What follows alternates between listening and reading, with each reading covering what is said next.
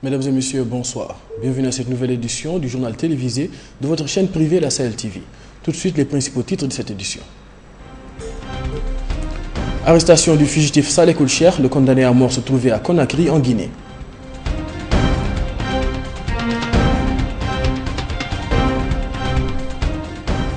Les droits des enfants sont à l'ordre du jour à Nouakchott, où leur situation est discutée.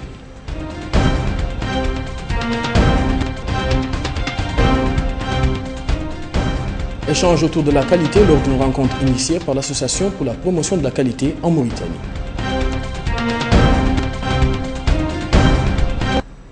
Mesdames et messieurs, bonsoir.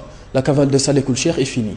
Le fugitif qui a quitté la prison centrale de Nouakchott le 31 décembre dernier a été finalement arrêté à la frontière entre la Guinée-Bissau et la Guinée-Conakry, sur la base de renseignements précis des limiers de la police nationale mauritanienne qui l'ont pisté depuis Nouakchott.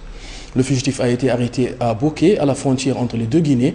Selon les sources de Sahel TV, le fugitif a été arrêté alors qu'il était accompagné de 2 autres personnes, dont un Mauritanien qui était armé.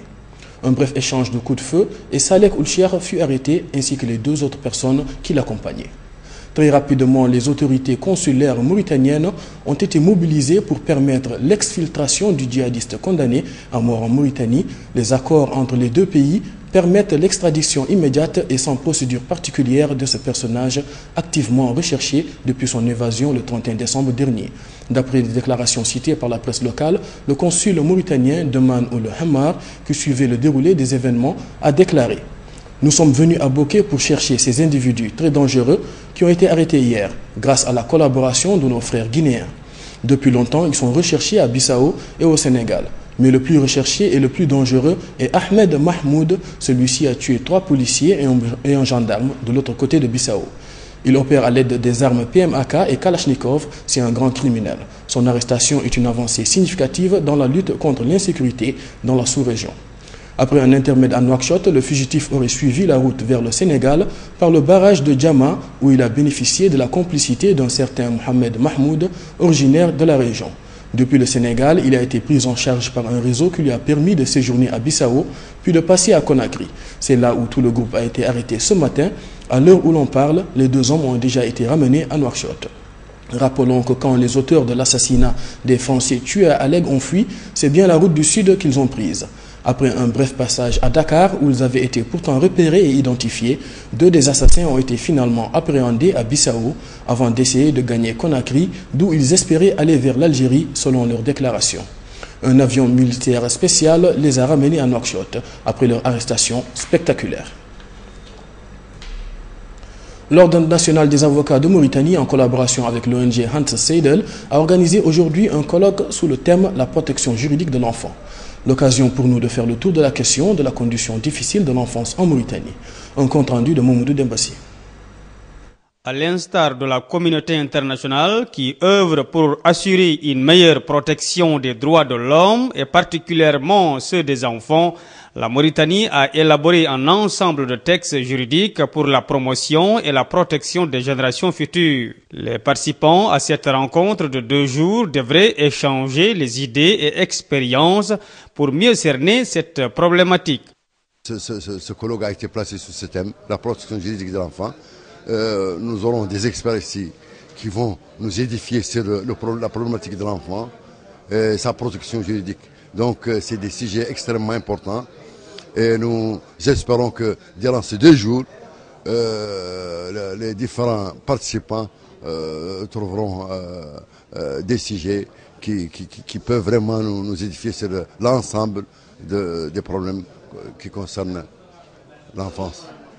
Des enfants en Mauritanie sont confrontés à des problèmes multiples qui les incitent à s'égarer pour devenir des enfants de la rue. Parce que ce sont les enfants qui sont les cadres de demain, c'est l'avenir du pays. Lorsque les enfants ne sont pas protégés, que ce soit juridiquement ou socialement, on ne construira pas d'État. On n'aura pas un avenir.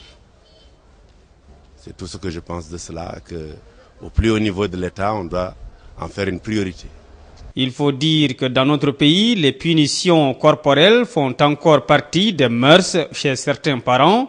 Ainsi, les enfants s'attendent toujours au châtiment, aussi bien à la maison qu'à l'école. Tout ce qu'on voit, tout le désordre qu'on voit, c'est un manque d'éducation. depuis l'enfance. Donc ce qui doit être fait aujourd'hui doit pouvoir préparer l'avenir. Mais ça, c'est au plus haut niveau de l'État. Mais l'État seul n'est pas responsable. Les parents sont responsables en partie. Les médias sont responsables. Parce qu'au lieu il faut dépenser beaucoup de votre temps à mobiliser ceux qui vous écoutent sur la manière d'éduquer nos enfants, sur la manière de leur faire respecter les droits civiques, pour que demain, ils les fassent respecter. Justement, l'État mauritanien accorde une priorité aux droits de l'enfant, à leur protection, à leur développement et à leur bien-être. Alors, quelles sont les solutions préconisées pour faire face à cette problématique des enfants dans notre pays? On doit pouvoir résoudre leurs problèmes en créant des écoles en bonne et due forme. On n'a rien de plus que le Coran. Rien dans notre pays. On est une république islamique. Il faut que ce soit traduit correctement dans les faits. Si à nos enfants on ne leur apprend pas le Coran et la signification du Coran est correctement depuis leur jeune âge, ce n'est pas à mon âge qu'on va leur apprendre. Les enfants appelés Almudo connaissent également des conditions de vie difficiles.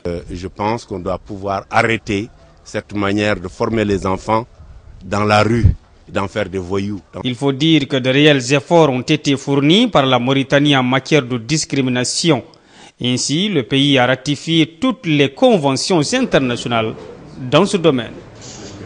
Mais le problème ne s'agit seulement pas au niveau de ratification.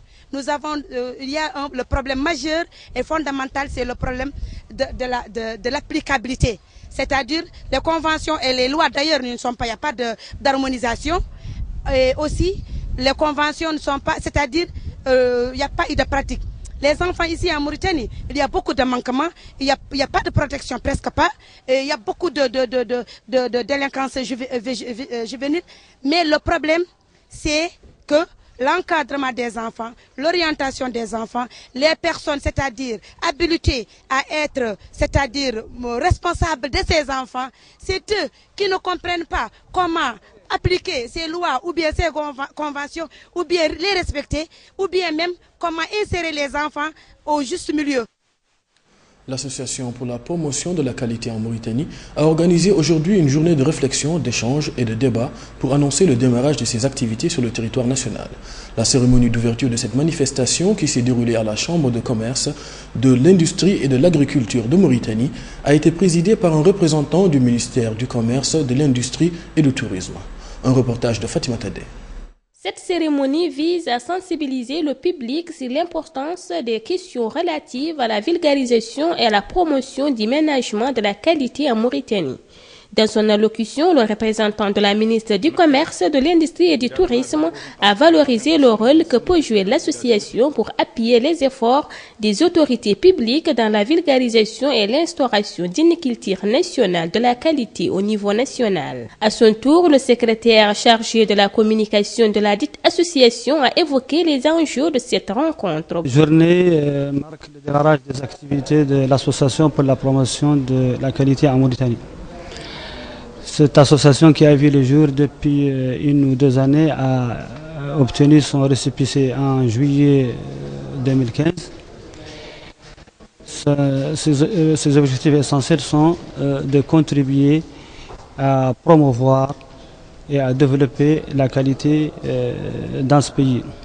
Elle a pour vocation d'être un support ou une aide substantielle pour les pouvoirs publics dans la mise en place des normes de qualité, la vulgarisation de la culture de la qualité globalement. Elle est composée essentiellement d'experts formés dans le domaine, de personnes ressources, d'experts agréés dans le domaine de la qualité. Les outils dont elle se servira sont essentiellement les communications, les colloques, les conférences, l'organisation de séminaires et éventuellement les interventions au sein des organismes ou entreprises intéressées par la qualité. L'assistance a eu droit à une communication relative aux concepts et avantages liés à la qualité. Une communication présentée par le secrétaire général de l'association. Aujourd'hui, nous sommes dans un contexte mondial qui est marqué par une forte concurrence, une prolifération des offres, et donc c'est-à-dire des défis auxquels sont confrontées les entreprises. Donc pour pouvoir relever ces défis-là, nous avons besoin des outils ou des méthodes qui nous permettront de nous différencier, parce que les prix sont les mêmes, les produits sont les mêmes et les services sont les mêmes.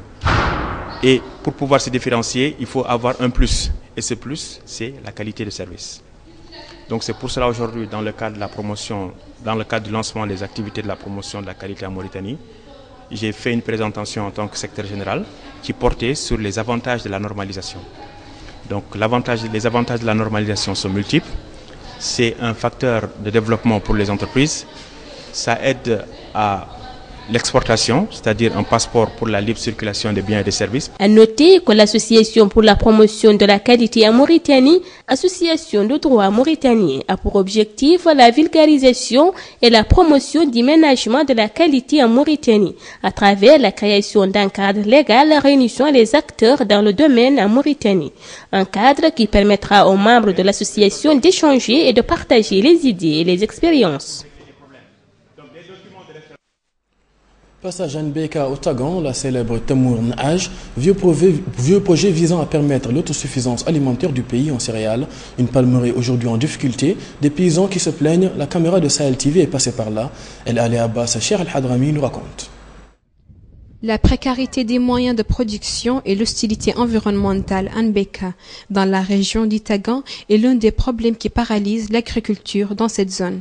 Les cultures sous pluie qui s'étendent sur une superficie d'un peu moins de 3000 hectares sont exposées aux menaces qui pointent à l'horizon, notamment les sauteriaux qui ont commencé à causer des dégâts non négligeables au moment de l'approche de la récolte. D'autre part, le manque de grillage pèse lourdement sur l'activité agricole à Nbeka. C'est du moins le premier recueil soulevé par les agriculteurs. En ce qui nous concerne, ici, on passe tout le temps à chasser les animaux qui tournent nuit et jour autour des champs. Les oiseaux aussi. On n'a pas reçu d'aide de nulle part. Il n'y a pas de grillage. Nous sommes allés voir le maire pour lui demander des grillages. Mais jusqu'à présent, c'est resté en vain. Dans les champs qui sont au stade décimé de labeur à Nbeka, tout ne se passe pas comme le souhaitent les producteurs agricoles qui sont en permanence confrontés à des problèmes. C'est au niveau de ce pont que se stagnent ces eaux de pluie. Nos champs sont exposés chaque année à ces sortes de menaces. Pour ce qui est du grillage, on n'en dispose pas. Donc nous sommes obligés de rester pointés pour surveiller nos champs qui sont sous la menace permanente des ânes, chameaux, des moutons et des chèvres. Donc on demande l'aide du gouvernement. Dans ces secteurs, la récolte est très faible, juste de quoi nourrir ses habitants. Elle ne peut être commercialisée. Peut-être qu'en recevant de l'aide du gouvernement, elle parviendra à atteindre son objectif. Un bref retour sur l'actualité phare de cette journée. La cavale de Saleh Koulcher est finie. Le fugitif qui a quitté la prison centrale de Nouakchott le 31 décembre dernier a été finalement arrêté à la frontière entre la Guinée-Bissau et la Guinée-Conakry, sur la base de renseignements précis de limiers de la police nationale mauritanienne qui l'ont pisté depuis Nouakchott. Le fugitif a été arrêté à Boké, à la frontière entre les deux Guinées. Selon les sources de Sahel TV, le fugitif a été arrêté alors qu'il était accompagné de 2 autres personnes, dont un Mauritanien qui était armé. Un avion militaire spécial les a ramenés à Nouakchott après leur arrestation spectaculaire. Voilà ce qui met fin à cette édition que j'ai eu le plaisir de vous présenter. Retour sur les principaux titres de ce journal. Arrestation du fugitif Cheikh Saleh, le condamné à mort se trouvait à Conakry, en Guinée.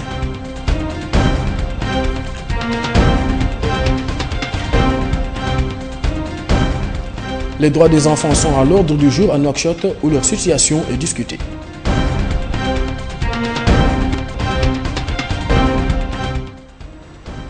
Échange autour de la qualité lors d'une rencontre initiée par l'Association pour la promotion de la qualité en Mauritanie. Mesdames et messieurs, merci de nous avoir suivis. L'information continue sur notre site www.sahel.tv. Merci à l'équipe technique et rédactionnelle pour la confection de ce journal. Merci et au revoir.